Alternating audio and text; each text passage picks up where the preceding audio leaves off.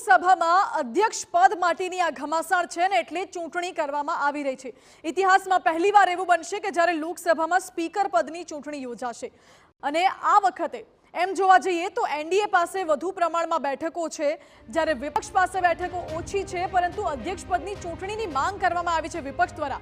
હવે અધ્યક્ષ પદની ચૂંટણી કેમ મહત્વની છે તો સંસદીય બાબતોમાં અને સદનમાં લોકસભા પ્રણાલીનું પ્રતિનિધિત્વ કરે છે અધ્યક્ષ અને અંતિમ નિર્ણય અધ્યક્ષનો હોય છે। સાથે જ સંવિધાનમાં અનુચ્છેદ 93 હેઠળ અધ્યક્ષની ચૂંટણી શક્ય છે। સાંસદોમાંથી જ અધ્યક્ષ અને ઉપાધ્યક્ષની ચૂંટણી કરવાની હોય છે। કોંગ્રેસે ડેપ્યુટી અધ્યક્ષની ચૂંટણીના પદ માટેની ડેપ્યુટી અધ્યક્ષના પદ માટેની માંગ કરી હતી, પરંતુ સત્તાપક્ષ તરફથી ના પાડવામાં આવી હતી। અધ્યક્ષ માટે વિશેષ યોગ્યતા નિર્ધારિત નથી હોતી। એ સ્પીકરની ચૂંટણી માટે લોકસભાના સભ્ય જ અધ્યક્ષ પદ માટે લાયક હોય છે, એટલે ઓમ બિરલા પણ સાંસદ રહી ચૂક્યા છે, સાથે કે સુરેશ પણ સાંસદ છે। સંસદીય લોકતંત્રમાં સૌથી મહત્વપૂર્ણ સ્થાન હોય છે અધ્યક્ષનું, લોકસભાના સ્પીકરનું, અને સદનમાં લોકસભા પ્રણાલીનું પ્રતિનિધિત્વ કરે છે અધ્યક્ષ। સંસદમાં કોઈ પણ બિલ પાસ થવાનો હોય, જે જવાબદારીઓ હોય તે અધ્યક્ષની અંડરમાં આવે છે।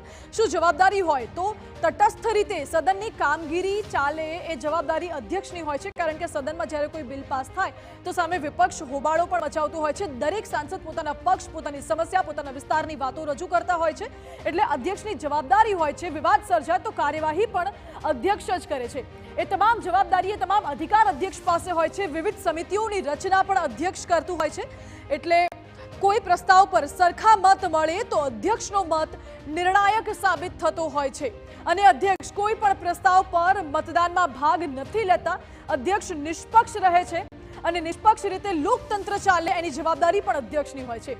અધ્યક્ષ લોકસભા સચિવાલયના પ્રમુખ પણ હોય છે, અને એટલે સચિવાલય અધ્યક્ષના સીધા નિયંત્રણ હેઠળ કામ કરે છે।